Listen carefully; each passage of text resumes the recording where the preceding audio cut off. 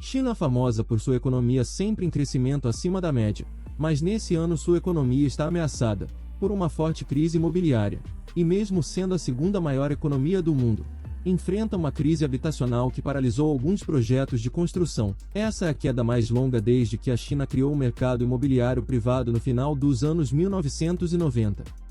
O Banco Central da China já cortou as taxas de hipoteca, a maior queda já registrada, enquanto as autoridades lutam para apoiar o mercado imobiliário atingido pela crise.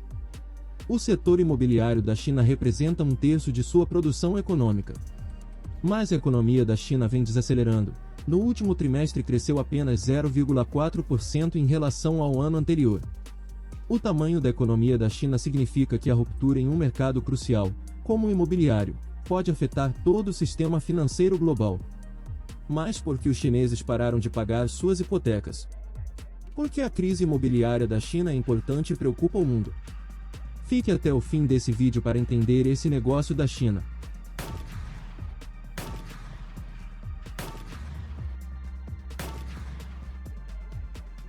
A China agora enfrenta uma crise imobiliária que ameaça toda a sua economia.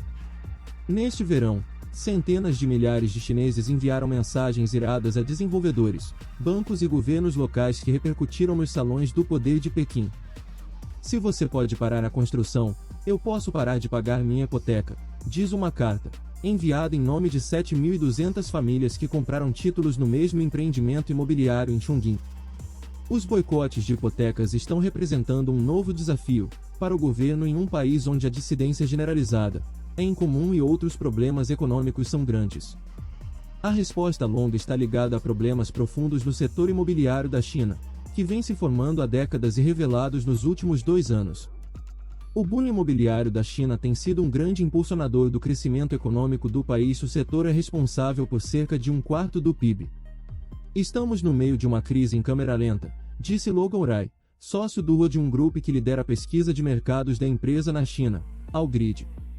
Eu veria a angústia do setor imobiliário como absolutamente central para a atual desaceleração econômica da China. Durante anos, os prédios de apartamentos cresceram em toda a China, à medida que as pessoas se mudavam do campo para as cidades, e os incorporadores tinham acesso fácil ao crédito. Mas logo ficou claro que os investidores imobiliários, não os compradores reais, eram os que impulsionavam a demanda em um frenesi especulativo, que deixou vastas extensões de apartamentos vazias. Eles fizeram muitos empréstimos para construir muitos prédios, nos quais ninguém realmente quer morar, disse Jeremy Wallace, professor associado da Universidade Cornell que estudou urbanização na China, Algrid. Em agosto de 2020, o governo chinês decidiu intervir para esvaziar a bolha imobiliária antes que ela explodisse. O Ministério da Habitação e o Banco Popular da China anunciaram uma política de 3 linhas vermelhas, estabelecendo 3 pontos de referência para avaliar o nível de dívida que os promotores assumiram. Descobriu-se que muitos dos maiores desenvolvedores da China ultrapassaram os limites, e todos eles agora tiveram que começar a reequilibrar seus balanços desequilibrados. Isso deixou essas empresas com pouco dinheiro necessário para concluir os apartamentos que haviam prometido para pessoas de todo o país. Não é surpresa se você tiver esse grande sofrimento que está vendo no setor imobiliário, que eventualmente esse problema tenha chegado ao auge. Bomba no mercado imobiliário, o padrão do Evergrande. Na esteira da política das 3 linhas vermelhas, a China pareceu se aproximar de seu próprio momento Lehman Brothers no ano passado. Evergrande é o garoto propaganda da mania imobiliária da China.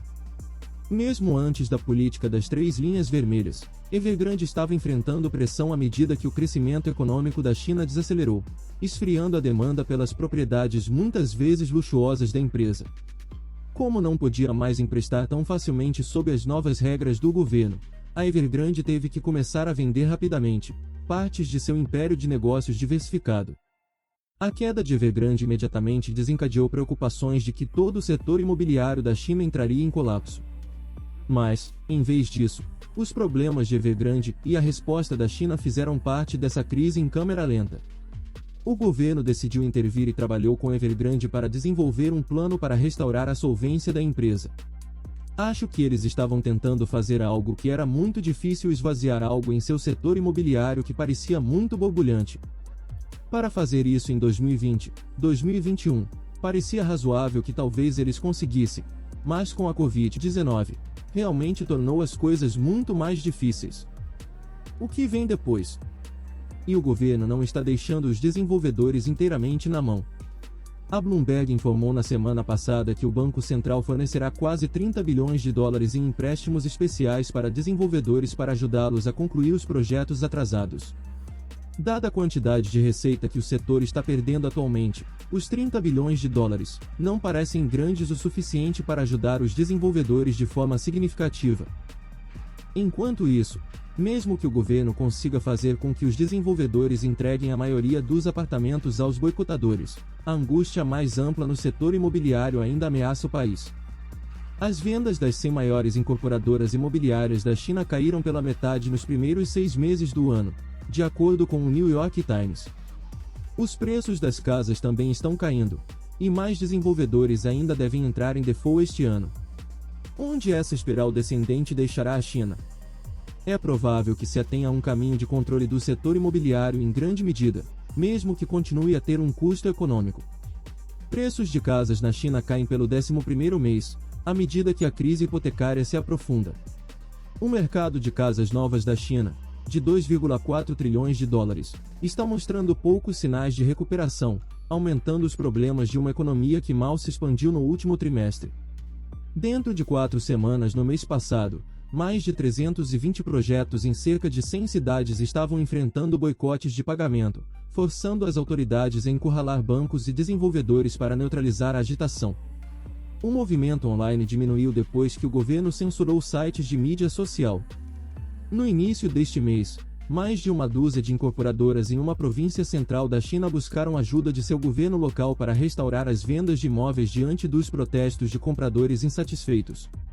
Isso inclui exortar os bancos a emprestar mais, cortar custos de hipotecas e relaxar parcialmente as regras de propriedade. O empreendimento do grupo Evergrande está sujeito a uma ordem de demolição.